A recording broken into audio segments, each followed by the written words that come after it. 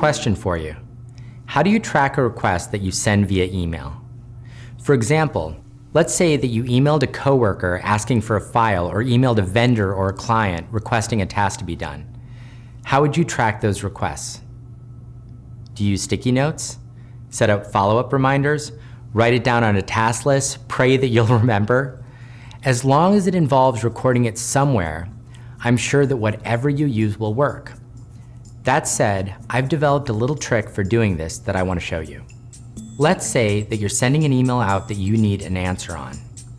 Once you draft the message and hit send, that email goes to the recipient. And at the same time, a copy is placed into your sent folder. So there's really two copies, one that they get and one that you have as a record.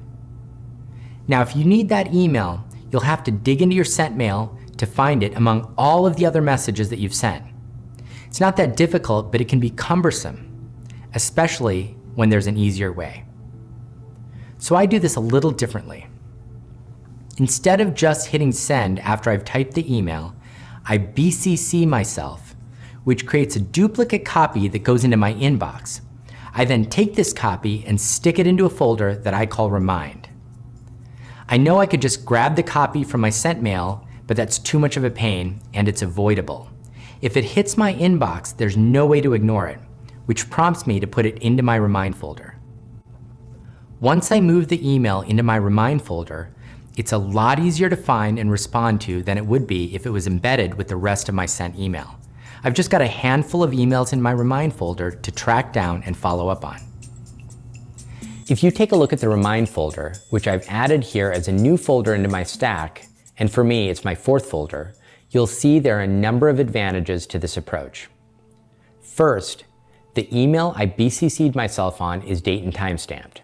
When I look at the message list, I can see exactly when my request was originally made.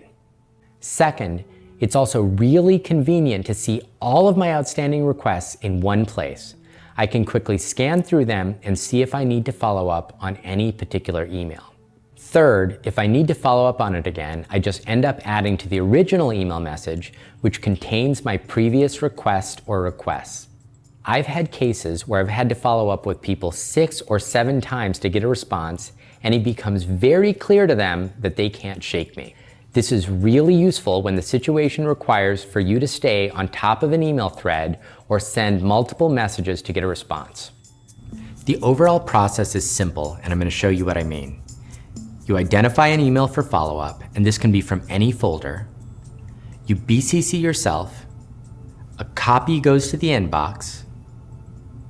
You move it to your Remind folder, and that's where the email sits.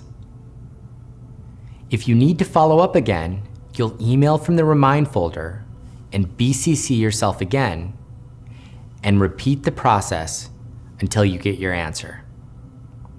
When you break it down, it's really just 2 steps, which is to BCC yourself on anything that you want to follow up on and put it in your Remind folder to track it. Now that you have the Remind folder, you have the full set of stack folders that I use to manage my inbox. The Remind technique that I just shared with you, along with the Do 5+ technique that I covered in the last video, make the stack system complete. They cover the edge cases so you know that you're completely covered and nothing will slip through the cracks. They'll give you confidence, which is important because it's one of the key factors required to make stacking a habit. And I'll cover all of the other key factors required to make stacking a habit in the last video. And definitely pay close attention because it'll help you avoid the pitfalls and get into the rhythm of stacking much faster. Let's finish this out.